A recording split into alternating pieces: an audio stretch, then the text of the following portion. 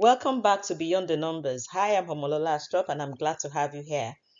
This is tutorial 4 of our SQL to Dashboard series, and today we go deeper onto two clauses that every data analyst struggle with, and they are quite important clauses, the group by and having. The practice queries for this episode are on my GitHub. You'll find the link in the description below. Download the file and load it in dbeaver, then follow along. By the end of this episode, you will know when to use the where, when to use having, why they are not the same thing, and how to combine them in a single powerful query.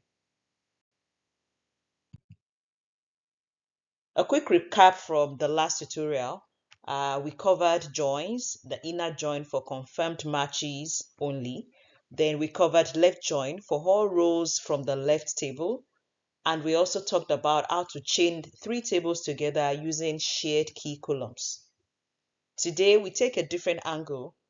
Instead of connecting tables, we are going deeper into what happens after your data is grouped. Look at the three questions here on the screen. You find how many customers of each account type exist in each state, which branches add total transaction value above a certain threshold, which customers made more than 5 transactions and spent over 5 million naira in 2023. All the three questions require group by and having. You cannot answer any of them with where alone. So that is what this episode is about.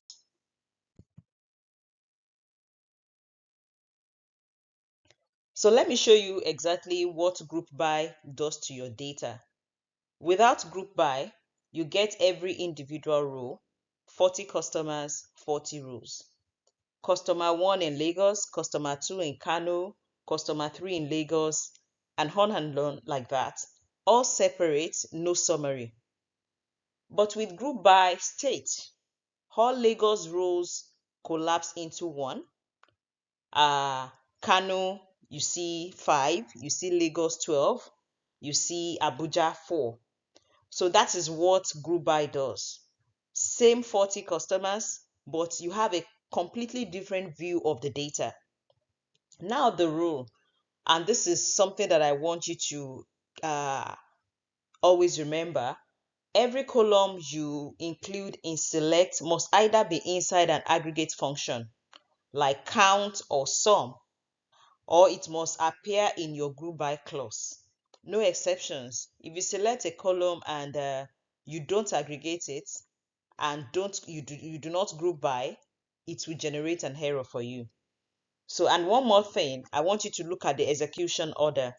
From runs first, then you have where, then you have group by, then having, then select, then order by. So you write select at the top of your query, but it runs almost at the last line, and this matters more than it sounds. So before we write any queries, there are three mistakes that I often see, and I would like to talk about them now. The first mistake is column is select, but not in group by. Look at what we have here. Select name, state, then count, but group by only has state. Name is in the select. You can see it from there, and name is not in the group by. Then name is not inside count or sum. So my SQL in strict mode throws, it will give me an error, and to fix it, I have to add the name to the group by. And that is what you have here, group by name instead of group by state. The next one you see is filtering on an aggregate where. The wrong example tries to use where counts greater than 3, right? But where runs before group by. The count doesn't exist yet when where runs. So SQL literally cannot evaluate that condition. The fix is that you move it to having, which runs fast after group by, and that is what you have on the left side, on the right side, I mean. Then going forward again, you see using a column alias or variable name or ID in having. The wrong example creates an alias column called name and then uses having num greater than 3. Having runs before select. So the alias num does not exist yet. So that shows you the pattern, how SQL executes its queries. So the fix that you have to do here is repeat the full aggregate expression, having count asterisk greater than star. And you have it there as well. So these 3 mistakes, they are all related to execution order that we discussed in the previous slide. And that is why the execution order is very, very important.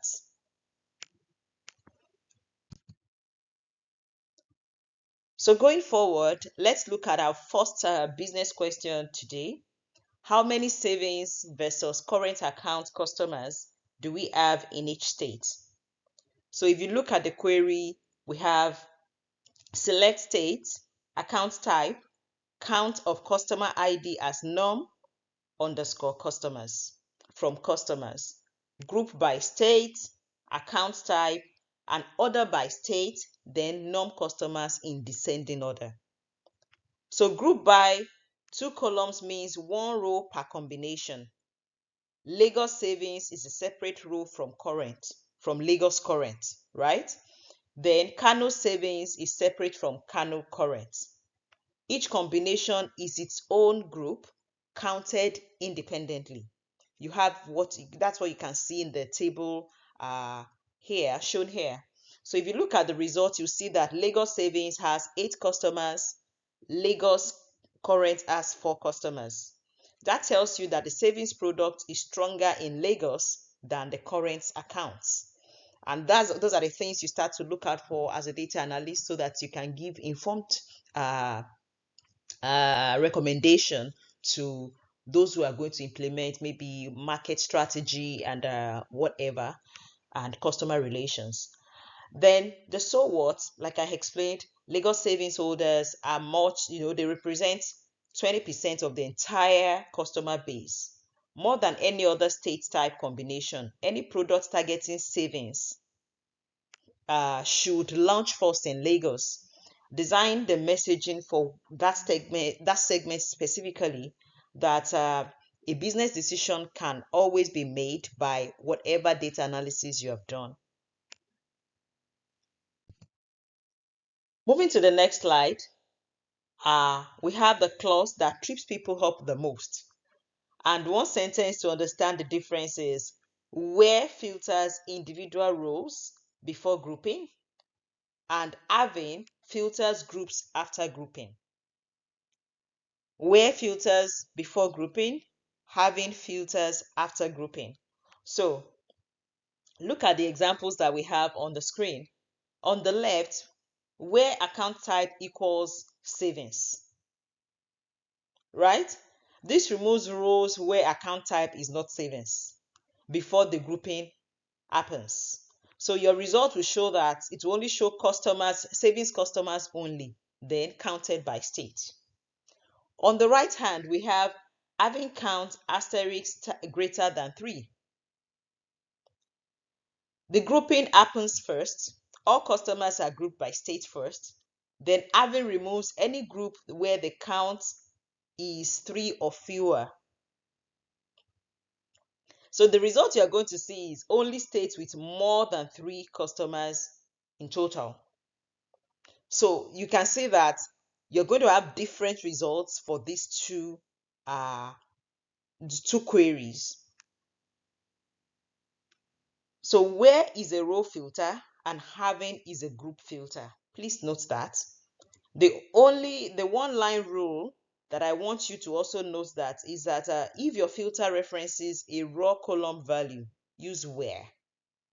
If it references an aggregate, then you can use count, you can use sum, you can use average, and you can use having.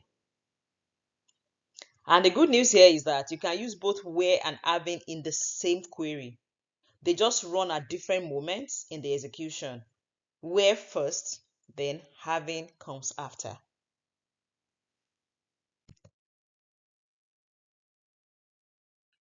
So let's explain all what we have said and how it's going to execute.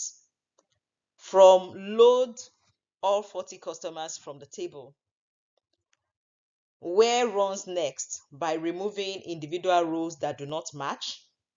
This is where you filter by state, by account type, by year, by transaction type, and it runs on a raw data before any grouping.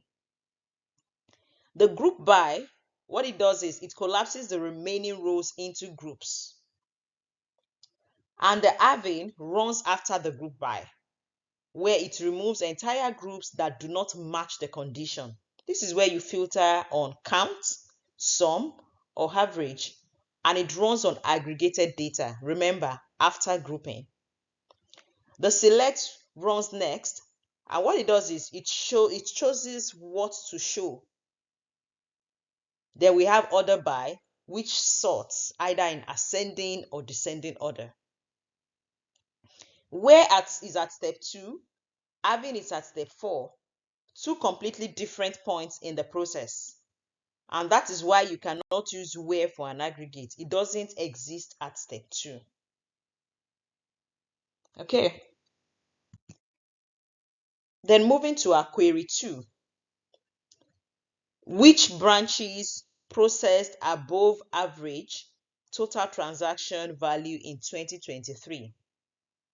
Which branches processed above average total transaction value in 2023? This is having question because we are filtering on a total, an aggregate, not in a raw column value. So look at the query structure. We join transactions to branches on branch ID, which is a key value on that, a key indicator on that table. And we filter for year 2023 in where, because that is a raw column data, a date, a raw column value rather, a date. And we group by branch, then having filters to only branches where the sum of amounts beats the average. The having clause contains subquery, and that subquery calculates the average branch total first. Having then compares each branch's total against that average, and only branches above average will survive this filter. Now look at the results. We have 5 branches: Lagos Island Main, we have Abuja Central, we have Victoria Island, we have Ikeja Commercial, and we have Wuse 2. 3 from Southwest and 2 from the North. Then you start to think, what does this have to do with how the decisions that stakeholders are going to make? It shows that 5 of 15 branches are above average. It shows that those 5 branches combined generate more than the other 10 put together. Then before the bank invests in growing the underperformers, it should study what these 5 do differently. Is it branch location, customer profile, product mix? The data tells you where to look into. And the data, as a data analyst, you are to ask why. Then look at the next slide, where we have combining the where and the group by and having. Then the query here is, which customers made more than 5 transactions and spent over 5 million naira in 2023? So if you look at the query, you see it uses where and having together. I said earlier that you can use where and having together in some of your queries. So where year equals 2023, that is a row filter. It removes all non-2023 transactions before grouping. This is correct because year is a raw date value, not an aggregate. Then group by customer collapses each customer rows into one summary. Then having counts greater than 5 and sum greater than 5 million naira. Both are aggregate conditions and they both belong in having. The and means both must be true and the customer must, cross both thresholds. So if you look at the results, you see that we have 4 customers, Opeyemi with 14 transactions equaling to 46 million naira. We have Danjuma Lawal, and all 4 of them are in Lagos or Abuja. So they are high-tier customers. Then you start to think, these 4 are the bank's most engaged and the highest spending customers. That double qualification in terms of frequency and value makes them a distinct segment. Not just rich customers, not just frequent customers, they are both. So these 4 warrant a dedicated customer relationship manager, a premium card, maybe upgrade, early access to new products, and so on. And you know that you advise that losing any of these customers would have material impact on 2024 performance. Now, it's your turn. The question here is find all the branches that process deposits only in 2023, where the total deposit value exceeded 10 million naira. Show the branch name, the region, the number of deposits, and the total deposit value. So you have 2 gaps to fill. The first one is what transaction types goes in where clause, and what would happen if you put that condition in having instead. Then what aggregate goes wrong in having? Why can you not use the alias total deposits directly in having?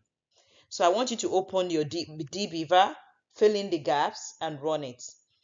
Write your so what in terms of which branches qualify and what does that tell the bank about deposit concentration. I'd like you to post your comments in the your answer in the comments below, and I'm going to read every one of them. So the quick summary of what we have done: your group by, and having quick reference. This is what you have here on this slide. Where filters row before grouping. Group by collapses rows into summary. Counts rows in each group. Sum adds values in each group. Having filters groups after grouping. And you can have both where and having, using them together and when you need both filters. So I want you to keep this. You can screenshot it and keep it handy. So in the next episode, we are going to go to the window functions, where we're going to discuss rank, dense rank, sum, over, and lag. And these are the things that actually make SQL more powerful for you. And that is all about tutorial 4. And I hope that you have gained 1 or 2 things from here. I look forward to seeing you in tutorial 5. If you have gained 1 or 2 things, I would like you to share, I would like you to subscribe, and I hope to see you next time. Once again, I'm Omolala Astrop. Bye.